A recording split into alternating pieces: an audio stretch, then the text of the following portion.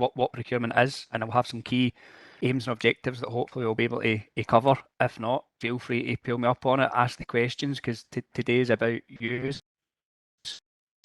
and really trying to allow you to engage with us and understand the procurement process and get the best for both here. So I thought I would start with, what is procurement?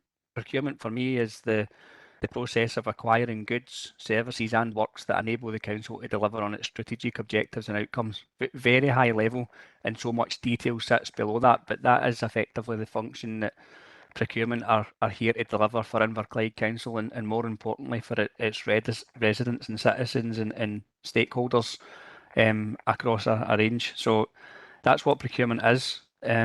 What I'm hoping to cover today, I won't get into too much detail in the internal and external governance, but I think it's an important factor just to give you some context in relation to, we get loads of feedback in the tendering process, and it can be onerous, burdensome, complicated.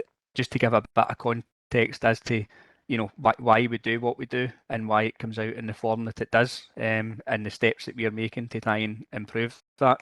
So looking a wee bit at the governance, hopefully by the end of this, there'll be a better understanding of procurement in the process, and how that can support you in enhancing your bid submissions when you start to put bids in. A wee bit about what good procurement looks like. That's more in relation to the strategy of Inverclyde Council, which is aligned to the Scottish Government and what they're trying to achieve. A really important part on general lessons learned, and that's just some feedback that we've had from a range of tenders over the last couple of years that we feel that is really useful for bidders to be aware of. Again, I want to have as much questions from you guys as possible, so that it's bespoke and tailored to you and what you want to get out of this. And again, I've got a list here of future contract opportunities and where to register to participate and where to actually get visibility of them, because it may be that there's not anything on there at this point in time, but we do try and forecast at least 2 years ahead. That is subject to some change. There's always curveballs that come in, whether it's funding or whatnot from the government, that does change that. But we do issue out a plan 2 years in advance saying this is all the stuff that we're going to deliver over the next couple of years and approximately when that would be taking place. So that's the sort of high level deliverables that I'm hoping to achieve from having this session with you guys. So, like I said, I'm David Aitken, Procurement Building Services Manager. I've put a wee link in here just to sort of give some background in relation to what the team looks like. Kirsty will be joining us for the Q&A, and there's a team of officers, quite a small team. We're a small council, but we do spend in the region of £90 million per year. So, as much as they're small, there's a lot of spend going through there across a range of goods, works and services. So there almost is almost something to suit someone. And within Inverclyde Council, we've got the corporate procurement team, which is the team that I'm responsible for, but we've also got designated procurement officers.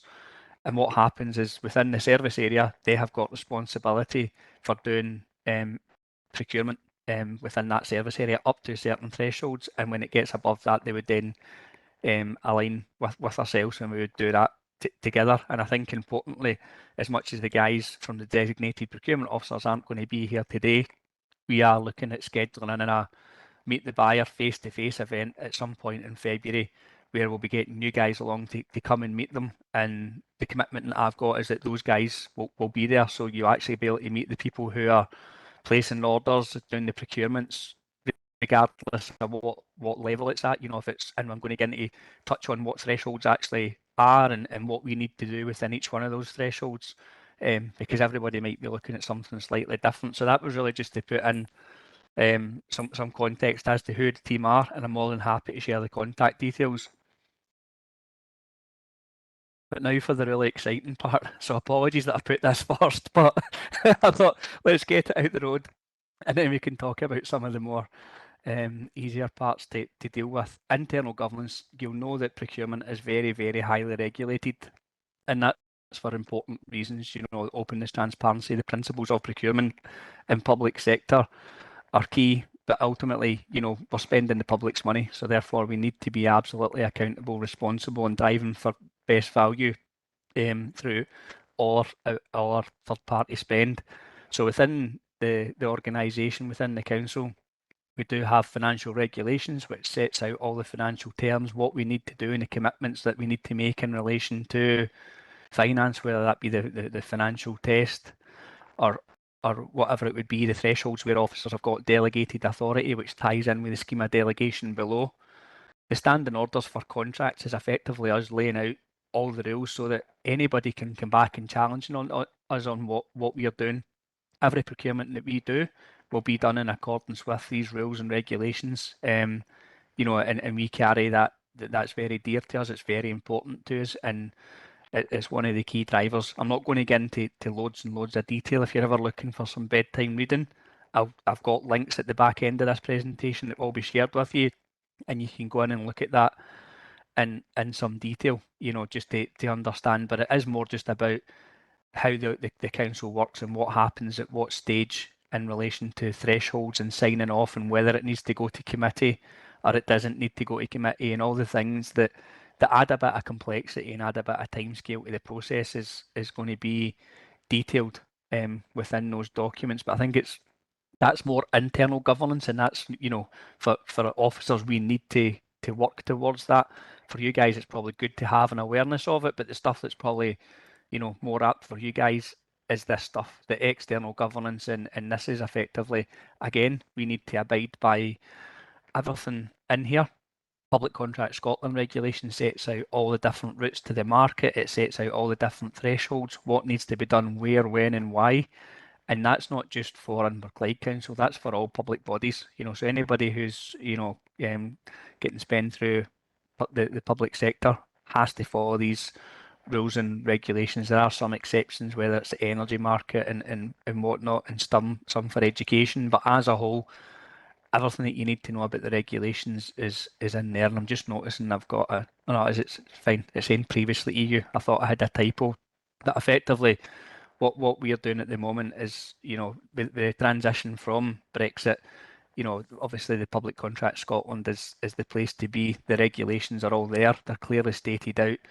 And it's about everything from varying a contract to thresholds to values, different routes, and everything that needs to be done there. So that was sort of done back in 2015. That came on the back of the Procurement Reform Scotland Act, which was done on the basis of it appeared that there was a lot of red tape, a lot of complexity, a lot of governance and rules, and very, very onerous processes. So these Public Contract Scotland regulations were issued back in 2015, and they're still the ones that we work to at the moment. And again, with the 2016, there was some tweaks made to there in relation to what has been done. But the three of those documents combined together, they're very similar in what they detail out.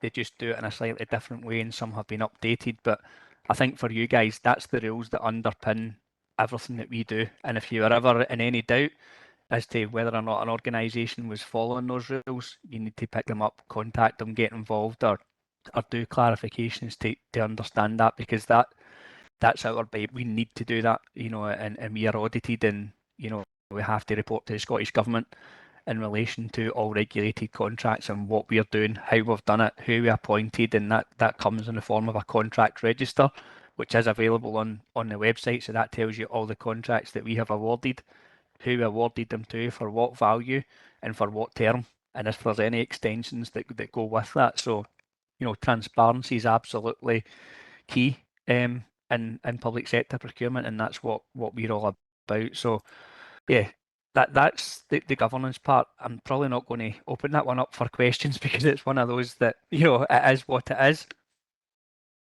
And if you have got any questions, put them into the chat, and we can discuss them later on. But I think for me, that was just really setting the scene and letting you know that the context and the environment that we operate within, and why.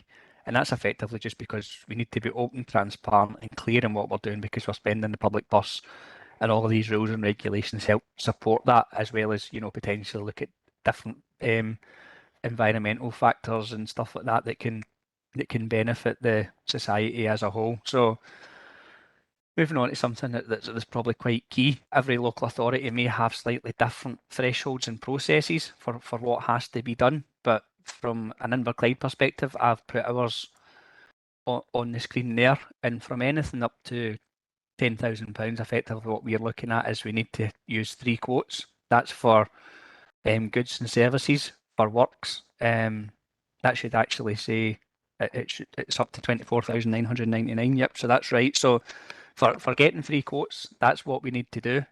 And I think tying back into what I'd said earlier about having the people in the services in front of you guys, we are going to be hosting that face-to-face event. One of the challenges can often be, how do we get an opportunity to quote? Do you know what I mean? And it's about getting known, and how do we become one of the 3 or the 5 or the 6 that's actually invited? It's a minimum of 3, you know, and a wee bit like what sits within the next threshold area, which is 10,000 to 50,000 or 49,999, is that we would always undertake a quick quote, and that's where Public Contract Scotland, PCS, as you'll know it. I'll try not to use too many acronyms, because it wasn't until Fran was going through them that I realised how often we use things like that. You just become so used to it. So I think, you know, anything from 10,000 up and from 25,000 to 250,000 pounds for works, we carry out quick quotes. So I think I can't stress enough the importance of being registered on Public Contract Scotland to get your supplier, to get yourselves on there, registered, and keep it as up to date as possible. Because effectively what will happen is we will always go out for a minimum of 4 quotes, but more than likely that is in the region of 6, and half of them have to be local, if possible. If there's no local presence, there's no local presence. But up-to-date supplier profiles allow us to be able to determine whether or not they're local or not, and that's effectively the list. So whatever you're registering for and where your supplier, where you sit as a supplier, is very, very important to get that part right, because effectively that's where we're shortlisting from. So we'll be able to get into that website and start to drill down into people who do services, professional services, consultancy for environmental services, and we can break that down. The system breaks it down for us, and then it will give us a list of suppliers that we can then select from. So I can probably, one of the key takeaways is making sure that you're registered on there, and it's up to date. And yeah, that's probably one of the key things. For the bigger stuff, or the stuff that becomes regulated in a way, is anything from £50,000 for services and goods is tendered, and that means that it doesn't necessarily mean it's always going to go out in an open tender. There's different ways of going to the market, and that could be through Scotland Excel, Crown Commercial Service, Scottish Government, which all are entities that hold framework agreements that are for multiple councils to tie into. So a collaborative approach. I don't know if you're aware of Scotland Excel, but again, probably another key one if you're looking to do business with local authorities, is that, you know, they're our centre of expertise. And, you know, again, I've got a link to their website and the important contacts, because I feel that, you know, we're definitely listening as an area and as a sector, and we're looking at trying to engage with SMEs the whole way through, but making sure, you know, we're retaining local elements and flexibility in what we do, and getting the right suppliers on these frameworks. So anything above those thresholds, we are then bound by the external governance that I sort of mentioned before. The Public Contract Scotland Regulations 15 and 16 is what we have to follow in relation to the process. So I will go on to get into a wee bit more detail in relation to the process, both from a buyer perspective and hopefully from a supplier perspective. You'll get to see why we do what we do, and how that sort of transcends into what you see as the finished product being issued to the market. But I think that's probably an important slide, because it gives you an idea of,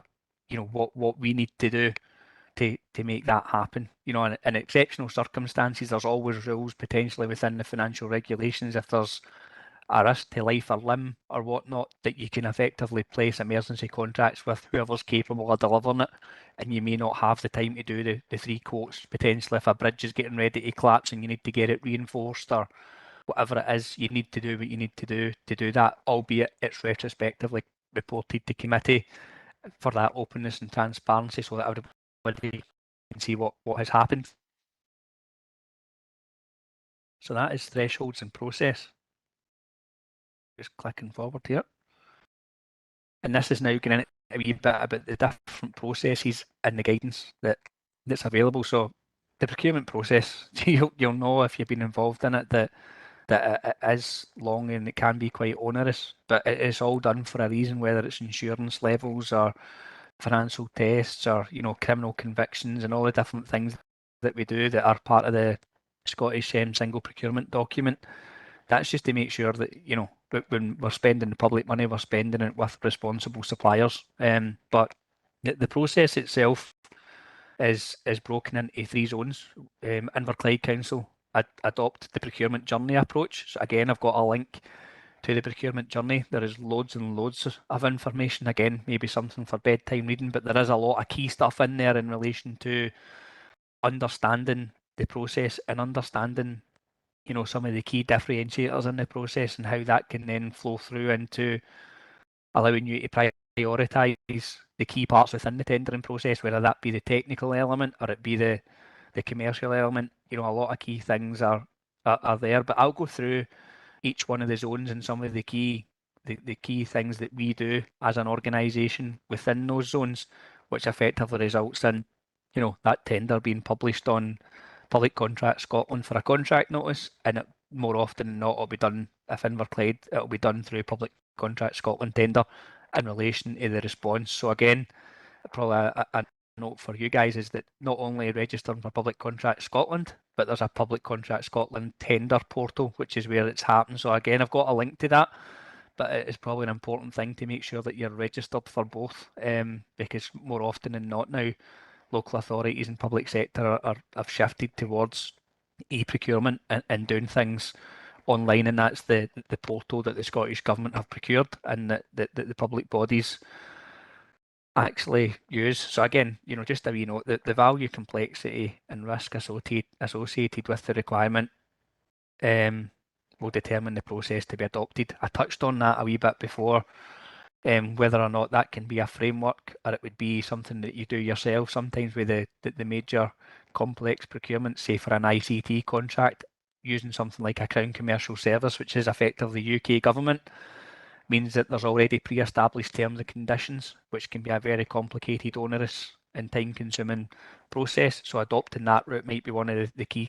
considerations. But I'll get into that in a wee bit more detail as I move forward here. I think I wanted to give a bit of an insight into, how we get to that published tender, and that actually starts within our organisation with a procurement request form.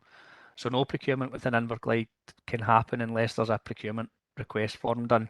And this is for, I probably need to clarify that this is for the stuff that would be above 50,000 and 250,000. For the stuff below that, a procurement request form isn't needed, but they still need to put in the key data. But effectively what that allows us to do as a team is fully understand the requirement, pipeline and project plan, when that's going to be, when it's needed, and what the key requirements are. So that would be, do you have budget in place? Is it, how long is the contract for?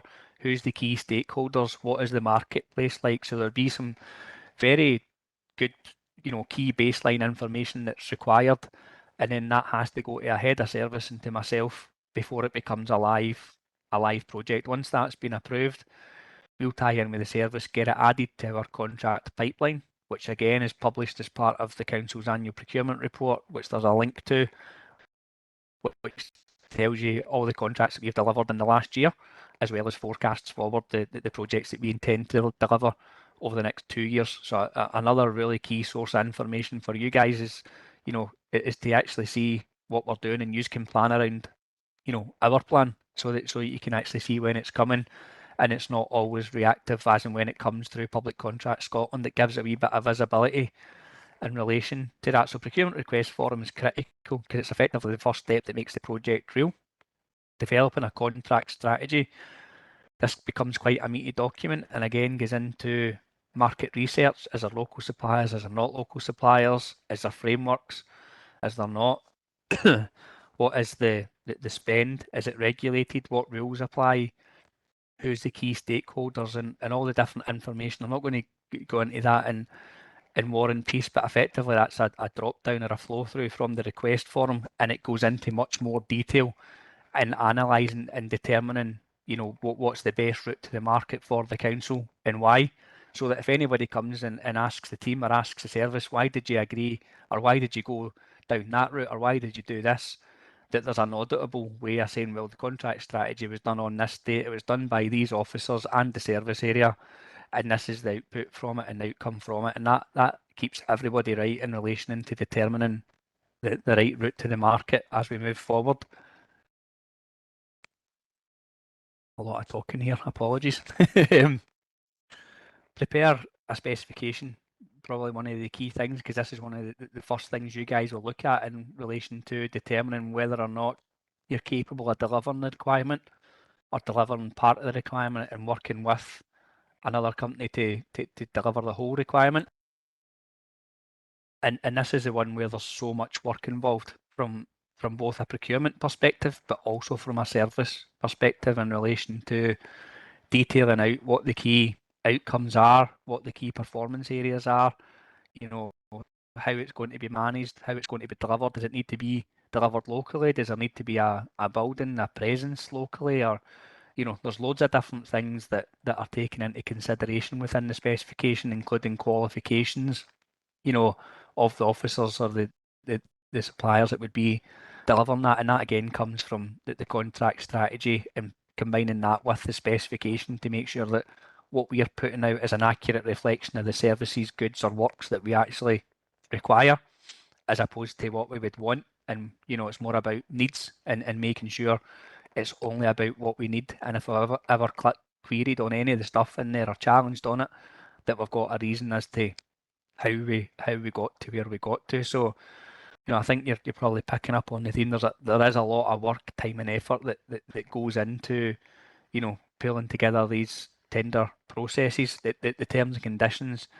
You know yourself, from being involved, whether it's in tenders or in working and buying other goods or services or works for your own need, is that terms and conditions are absolutely critical, but there's a lot of work and complexity involved in them and getting them right, whether it's for goods, works or services, and more often than not, they need to be tailored. So again, as a small local authority, that's where someone like a Scotland Excel comes in really, really handy for an organisation like Inverclyde, being smaller and getting access to the sort of aggregated requirement, and leveraging that against the market allows us to not only look at the collaborative values and volumes and the consolidated stuff, but also terms and conditions are agreed in their standard. So that's quite a big thing, and it hopefully it's a good thing for suppliers to get on there as well. So as opposed to having 32 different sets of terms and conditions for a requirement, you'll have one agreed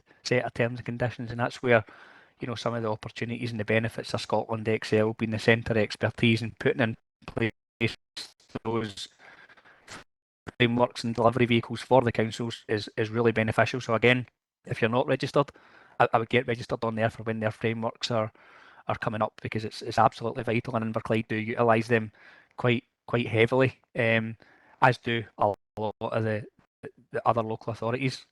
And invitation to tender. So this is your ITT, the tender document that you guys actually see. Do you know what I mean? And before it goes out to the market, there's a lot of work done in relation to developing that. Getting the specification and the terms and conditions, but also the questions that we're going to ask you. And that's probably the most important point. Is what are the questions that are going to be asked and the best way to possibly answer them, and how that aligns to the specification. So there's loads of stuff that goes in there. And I think Fran had also mentioned it as well. The single procurement document is, if it's an open tender, is always attached there. And that will look at things like insurance, criminal convictions, financial viability, loads of different things that is self-cert. But again, to preempt and hopefully to make things more efficient, if you're keeping your profile both on PCS and on PCS tender up to date, you can have that already filled in, and that saves you time, as opposed to doing it every time you're doing a tender. You can have that already pre-saved, and as long as nothing's changed, that automatically updates that, and that gives you a bit of a benefit in relation to you're then focusing on what we would say is the most important part, understanding the technical requirements and putting forward the best possible price. So it allows to save a bit of time, because it might seem at the start that 30 days is normally what needs to be advertised for. It might seem that you've got a bit of time, but when you start to go through all these documents and have them uploaded and all the different things, it soon starts to to come in, and supplier selection will be determined based on the route to the market. If it's through a framework, we can only invite the framework suppliers who have indicated that they're capable of delivering for our area. And ultimately, if not, it would be done through quick quote, which is that 10,000 threshold to the 50,000 threshold. And that is where the buyers within the service areas would actually filter through and pick the suppliers that they want to invite, and where possible, try and focus on local suppliers if there's the potential to do that. If not, if the market doesn't exist, then the market doesn't exist. We need to get a minimum amount of quotes to make sure that we can demonstrate value for money. And more often than not, if it's going out to the open market, it's exactly that. Anybody can apply. But effectively what it does mean within the supplier selection part is that, there will be key criteria in relation to how suppliers are then selected, but I'll go on to that on the next slide in a wee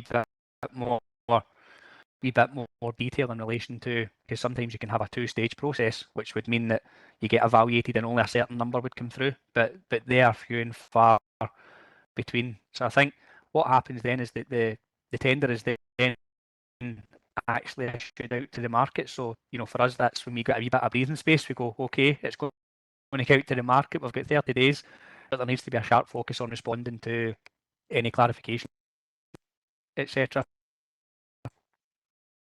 But effectively, that is when you would see that notice pop through. If you've registered on Public Contract Scotland and done the profile stuff, that you would see all these notices being openly advertised, and whether or not you're capable, you would go in and do the tender. Like I said, it tends to be out for a minimum of 30 days, depending on the sort of complexity, risk, value, and different factors. But that does risk, value, and different factors. But that seems to be that we would always have it out from an Inverclyde perspective. But again, if that's through one of those framework vehicles, we can reduce that timescale probably to a couple of weeks. But that's because a lot of the supplier, the single procurement document stuff has already been looked at, and we would just be asking for answers to some questions and some pricing to go along with that. And I think one of the key things that we're going to go on to talk about now, starting to develop a cough because I'm speaking so much, I'm not used to it now. So, with opening and evaluating tenders, this is absolutely critical, as it is when we're determining the technical and commercial weighting from the steps before. A lot of the times within Inverclyde, it will be 60% on price and 40% on technical, and that just seems that's our standard position. And if you want to deviate from that, we need to state that in the contract strategy as to what we're going to deviate from. Sorry, I was just seeing the question coming through there. Apologies. So yeah, so the evaluation weighting and criteria is absolutely critical, and that's one of the key things when you're responding. If the technical's worth 40%, you might have a couple of questions that could be worth more than half of that, and that's where you want to focus your attention to in the first instance, and make sure that you're fully understanding the specification, you're understanding the question, and ultimately within the tender document, we're going to tell you how we evaluate it anyway. And I don't want to steal from my lessons learned slide, but one of the key things that we'd always recommend is look at the evaluation criteria and the scoring matrix, and almost self-evaluate. So when you're looking at those responses, go in and have a wee look and say, right, do I think that score's a 1, which is poor, a 2 is average, or a 4, which is excellent?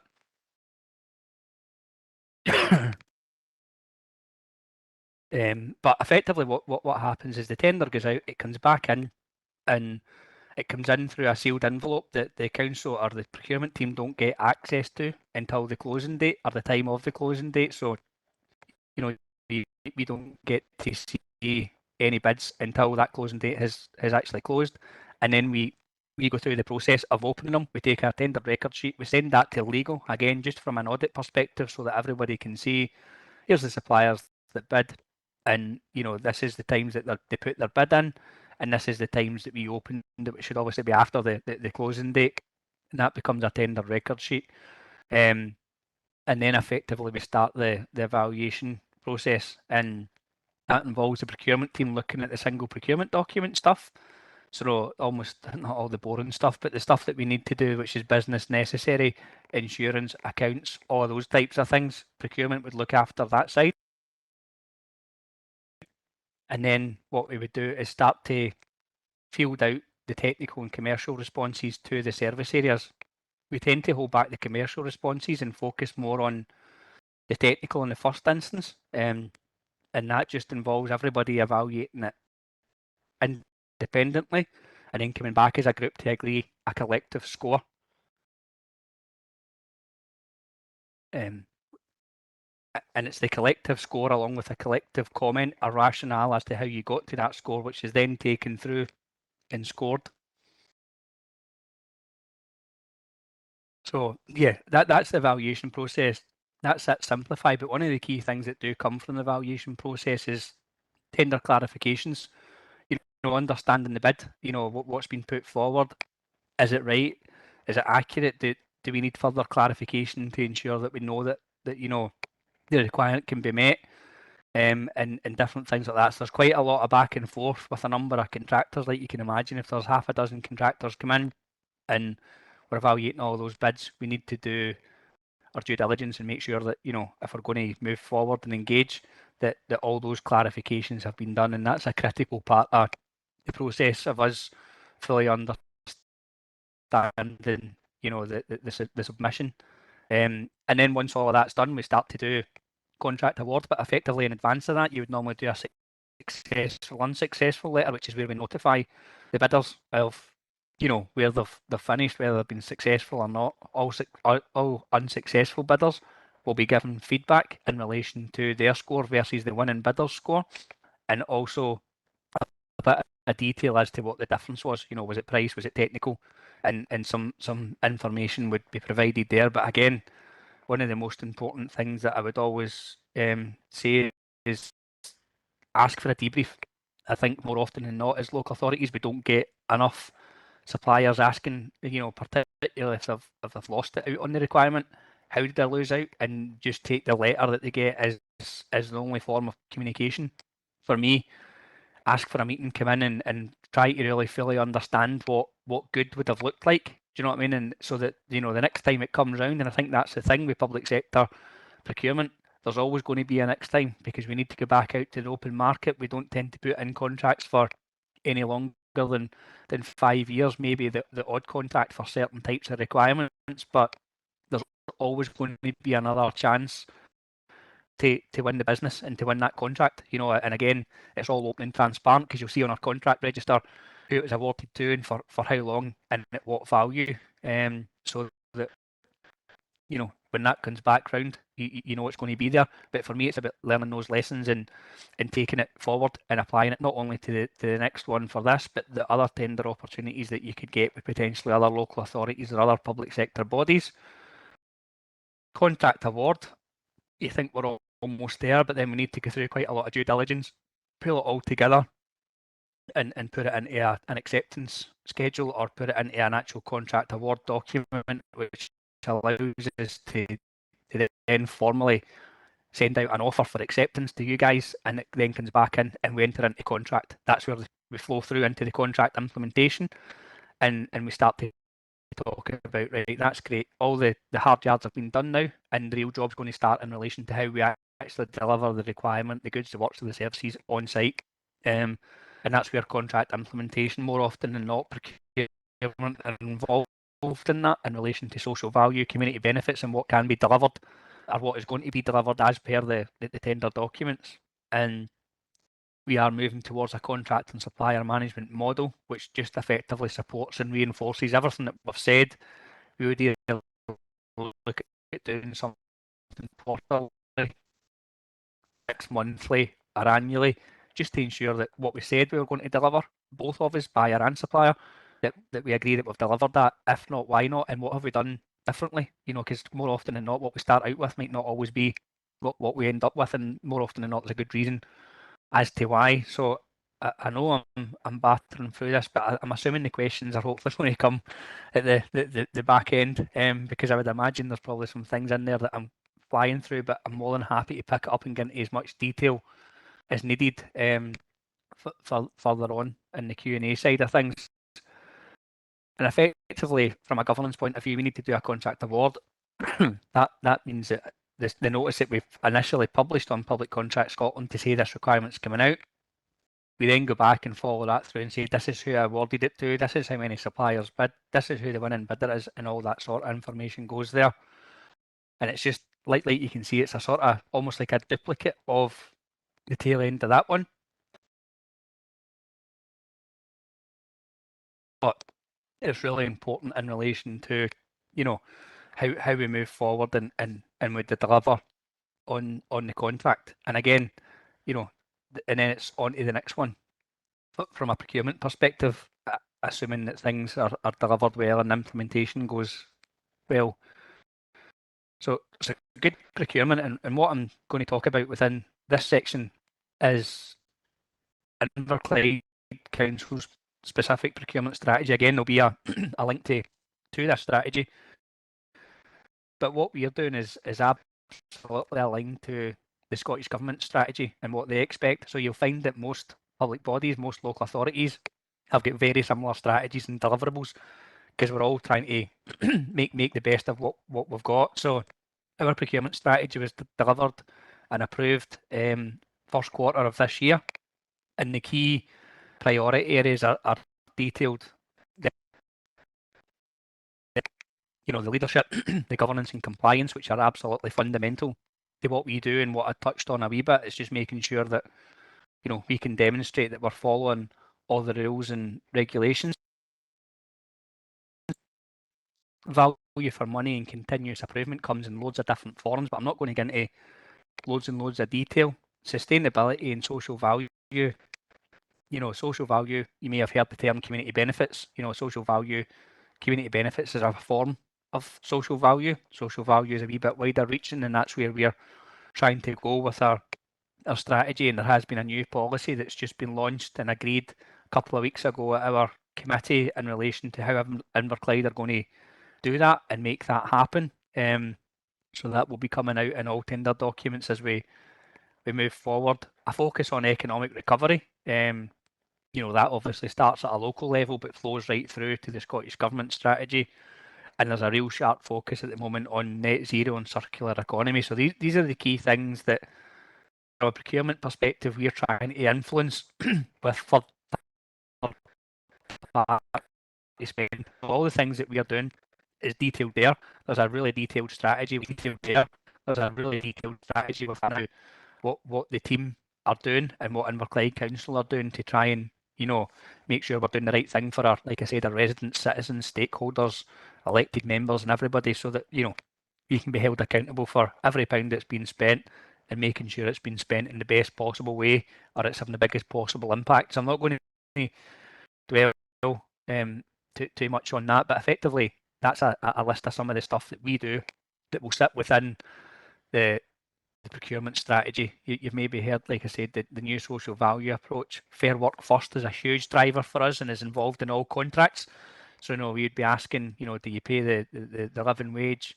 If not, would you commit to doing it? All the different things that come there, making sure that employees have a voice and all the different stuff that sits within that criteria.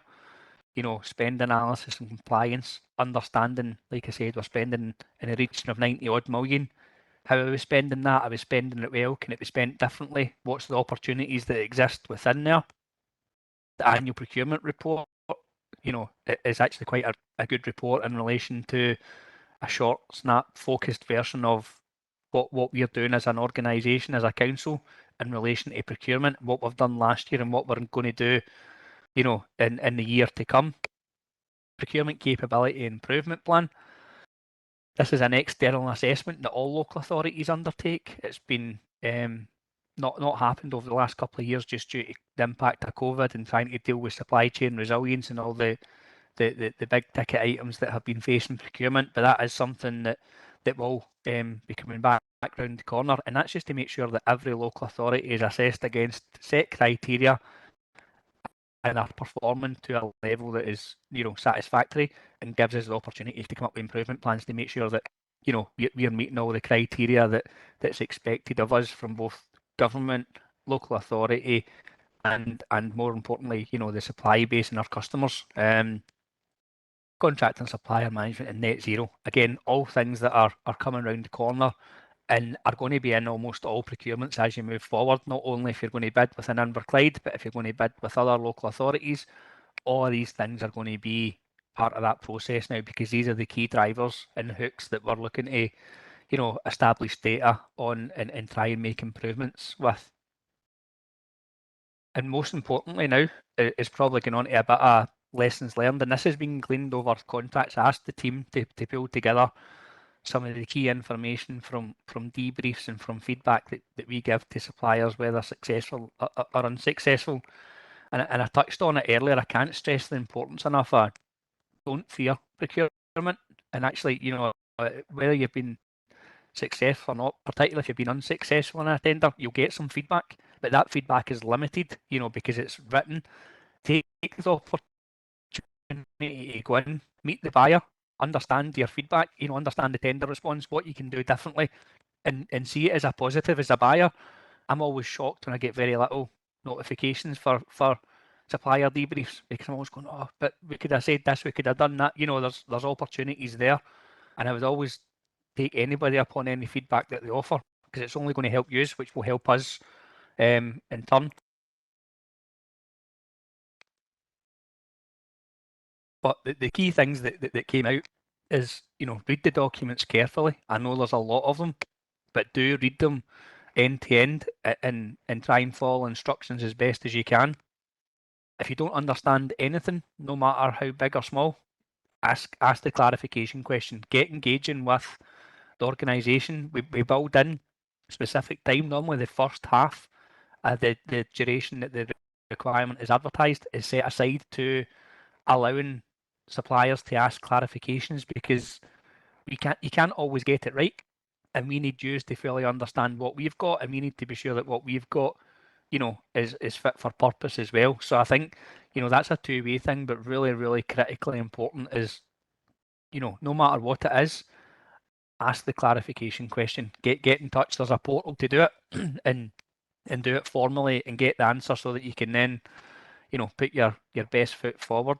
I think understanding the evaluation weightings and how it can impact outcome. If you've got a tender that goes out and it's 80% on price and 20% on quality, you really need to look at the pricing element of it and understand, what that means. It means that there's going to be the biggest part of that weighting is going to sit there, and it means somebody who comes in really cheap, it's offset against the quality or the technical requirement, and that might only be 3 or 4 questions that would determine the 20%. So I think and what would happen within there, without getting into loads and loads of detail, is within every technical question, you'll have the high level weight and say it's 40%, but each question could then be broken down into, subsequent weightings, and they're effectively prioritised, and higher weightings are put against the questions that are more important to the council and more important to the service level. That's not to mean the other ones that aren't important,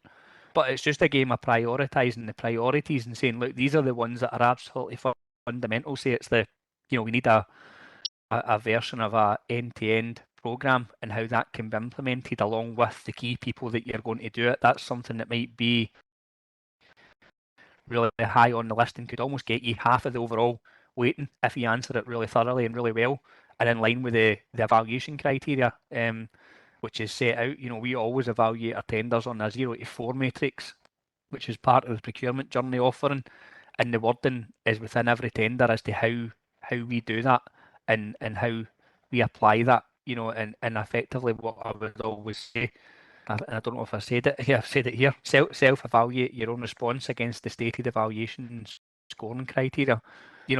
Have a go at saying, is this clear? Is this unambiguous? Does this provide a level of detail that fully allows the council to understand my offering? And I know it sounds really, but that is the thing that, that we are evaluating to that criteria. And I would always say, before you put your bid in, have a go at doing that. Ask for a debrief, even if you win. I've actually had winning suppliers that their policy is, whether they win or lose, they ask for a debrief, because they're always looking to continually improve and make sure they're putting their best foot their best foot forward. I encourage that and we welcome it. You know, it's something that we want to get engagement. And you know, if it's something that we can help with, then great. And like I say, we get back when the next time the requirement comes out.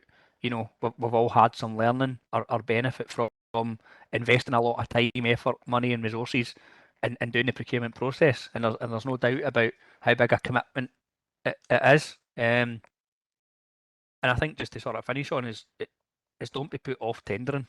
You know, I think there's a huge offering, and I know we're going to get into a wee bit more detail maybe on that front in relation to what the SDP can offer. They offer an excellent service in relation to getting you guys tender ready, friendly. It's free. More importantly, you know, you get it free of charge, and I can't stress enough the importance of engaging with those guys and also engaging with ourselves and with Anne and the team. You know, we're open for business, and we want to be able to help as much as we possibly can. It can be more complicated when we're in formal tendering processes, but out with that, we are open, engage with us, ask us questions. You know, that's what we want. We want everybody to be putting their best foot forward. And future opportunities, I've got in here the procurement pipeline. I've talked about it. It sits within the annual procurement report. That is the programme that my team works to deliver. You know, I think last year we delivered just short of 90 contracts. We got a considerable amount of spend attached to them. So that will be in our annual procurement report, but we've got way more than that sitting on our forthcoming pipeline and the work that we're going to go through in the next couple of years. So where can you find this stuff? Again, I've got a links page at the back, but it's on the website. I'd always make sure you're looking at Public Contract Scotland, because that's where everything's advertised. Keeping that profile as up to date as you possibly can, because that's where you're going to get maybe starting small before you go for the full-blown tender. It's getting an invitation to do some of the quick quotes and stuff like that. I'm going to try, I don't know whether I should try this link or not, but I've got a link here. I'm going to try it, so bear with me in relation to what the pipeline opportunities are. I'll see if this works. If not, I can send it out, and like I say, you're going to get a copy of the slides anyway, but effectively what it does is it will take you to the council's annual report, and it's the appendix 4 that lays out all the requirements and what we've got coming round the corner.